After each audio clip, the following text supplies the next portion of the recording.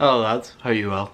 Today I wanted to talk about preparation, why it's important, the effects it can have, and best ways you can prepare for different situations. Preparation is important because 90% of the time you never know exactly what you're going to face until the task actually hits you. This could be anything from a game of football, going on holiday, a work assignment. There's always little spanners that get thrown in the works. So if you've got your preparation sorted and everything like that, it's going to make whatever challenges do come your way a lot easier to deal with. The best way it was always put to me, and the saying that I grew up on because of my dad, was piss poor preparation leads to piss poor performance. He went to PE college, PE teacher, and that was something that they always said before they had any games, and it was why they found training and tactics and everything like that so important to everything they did. As you guys know, I put pretty much everything into the context of sport just because it's pretty much the only language I speak, but obviously there are a lot of other ways that preparation is important. But to go back to what I normally talk about in sport and everything like that, there's a reason that, for example, football teams will not only train their normal routine each week, but the manager will prepare by watching videotapes and tactics of the opposition that they're playing, because it's irrelevant doing one set of tactics and one set of training if an opposition you're playing plays a completely different way.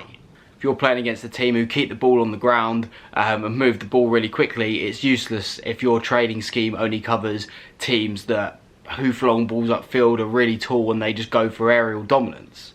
Again, to move it away from sport, because I know not everyone or most people that watch this probably aren't football managers, to put it into maybe a work context. For example, in my job, I have to interview people. I have to go through their CV, look through their background and everything like that.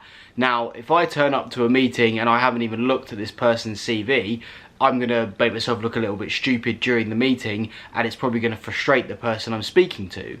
Likewise, when I go to a client meeting, if they have a job that they want me to fill, or if my boss goes and he needs some CVs, if I haven't taken the time to look at the client or look at the job vacancy that they're recruiting for, and I just throw over some CVs or don't even put any CVs together at all, it's going to make my boss look really stupid in that meeting, because it's clear that we haven't done any preparation outside.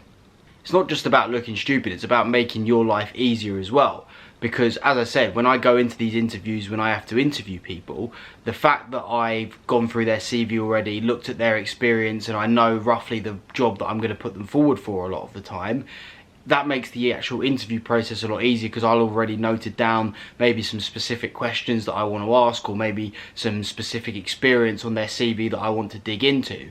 Whereas, as I say, if I just turned up to that meeting with no prep of looking through their CV at all, it might be the fact that they're not even right for the role, in which case I've wasted my time, I've wasted their time, and again, it's not going to make anyone look good. I appreciate, again, this maybe isn't an example that everyone can relate to, but to put it to something that pretty much 99% of people can, going on holiday. Unless you have loads of money and a lot of time on your hands, you don't just turn up to the airport with no planning, no preparation or anything like that. Just pick a flight, pay for it and get on it. You've booked your flights before you get there, maybe booked the taxi to and from the airport, you've booked your accommodation the other side, you might have already booked a few events while you're out there.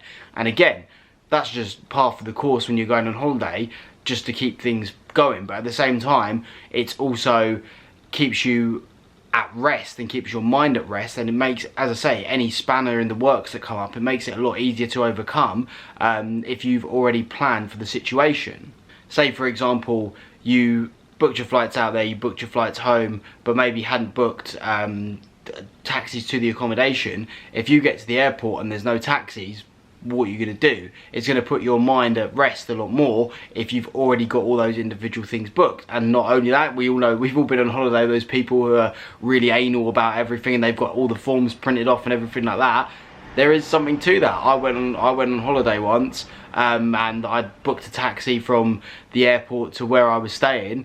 I just thought there'd be a little taxi rank. Got off the plane, got to departures, and there was like 1,000 different little taxi booths, and just out of pure luck, the first one I walked up to happened to be the one that I booked from. But I had no confirmation, I had nothing. It was just something that I booked online, and they had my name, so I assumed they'd find me. And yeah, that could have been an absolute disaster in the end if I hadn't got really lucky. So again, that's where the preparation side of things comes into it.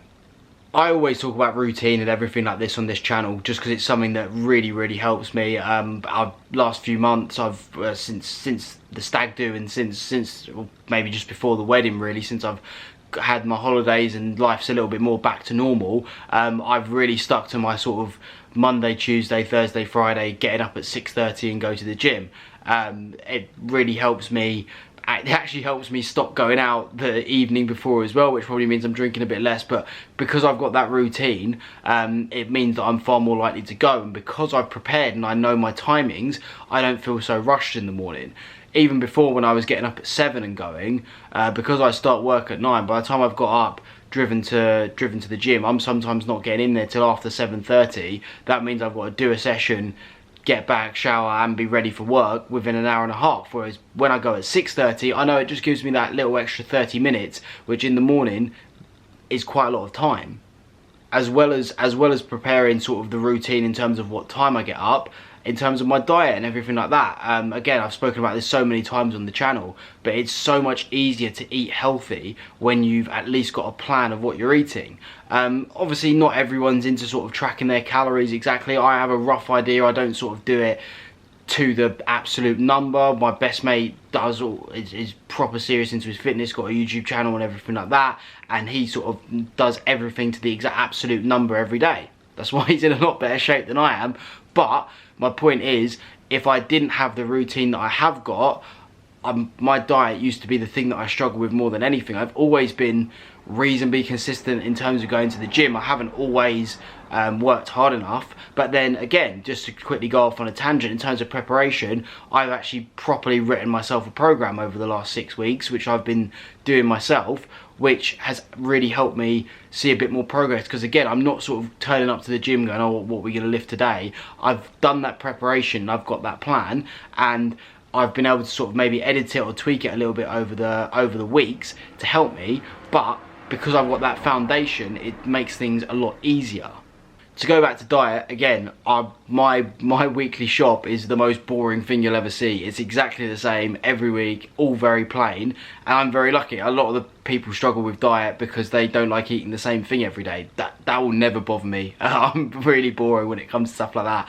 I'll eat the chicken, broccoli and rice every day if that's what needs be. But the fact that I've actually got my eating timetable and everything like that pretty much down to an art form. I mean, literally, I'd say 6 out of 7 days a week it's exactly the same. Maybe if I've got a social occasion where I've been going out for dinner or something like that, it might change, but normally I've got exactly what I'm eating every day planned out, and that's really helped me. If you are someone that struggles with diet or exercise, having plans and routines and preparation is probably going to do more good than any amount of time or any specific protein shake or whatever, or influencer on Instagram. If you've actually got your routine and your preparation sorted, that's going to do you so much more good than pretty much anything else. I don't want to go in circles for too long and labour the point. I think I've got across what I was trying to convey. If you are someone who struggles with routine, if you are someone who struggles with productivity or focus or things like that, 90% of the time I'm going to say preparation is going to be the answer.